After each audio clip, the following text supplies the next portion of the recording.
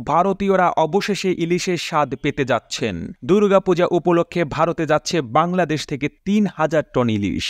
দুর্গাপূজা উপলক্ষে ভারতে ৩,০০০ টন ইলিশ রপ্তানির সিদ্ধান্ত নিয়েছে সরকার। বাণিজ্য মন্ত্রণালয় থেকে এই বিষয়ে একটি নির্দেশনা জারি করা হয়েছে। আজ শনিবার বাণিজ্য মন্ত্রণালয়ের রপ্তানি ২ শাখা থেকে একটি বিজ্ঞপ্তি প্রকাশ করা হয়। এতে বলা হয়েছে, আসন্ন দুর্গাপূজা উপলক্ষে ভারতে ৩,০০০ টন ইলিশ মাছ রপ্তানির অনুমোদন দিয়েছে বাণিজ্য মন্ত্রণালয়। রপ্তানিকারকদের আবেদনের বিপরীতে নির্ধারিত শর্তাবলী পূরণ সাপেক্ষে ইলিশ রপ্তানির অনুমোদন দেওয়া হলো। সংশ্লিষ্ট আবেদনকারীকে প্রয়োজনীয় কাগজপত্র সহ আগামী ২৪ সেপ্টেম্বর ২০২৪ তারিখ দুপুর ১২টার মধ্যে বাণিজ্য মন্ত্রণালয় বরাবর আবেদন করতে বলা হয়েছে। যারা ইতোমধ্যে আবেদন করেছেন তাদের নতুন করে আবেদনের প্রয়োজন নেই বলে জানানো হয়েছে। সম্প্রতি বাংলাদেশের পক্ষ থেকে এবার দুর্গাপূজায় ইলিশ দেওয়া হবে না বলে ইঙ্গিত দেওয়া হয়। এমন অবস্থায় ভারতের পক্ষ থেকে ইলিশ পাঠানোর আবদার করে বাংলাদেশের কাছে চিঠি পাঠানো হয়েছে বলে ভারতীয় গণমাধ্যম জানিয়েছে।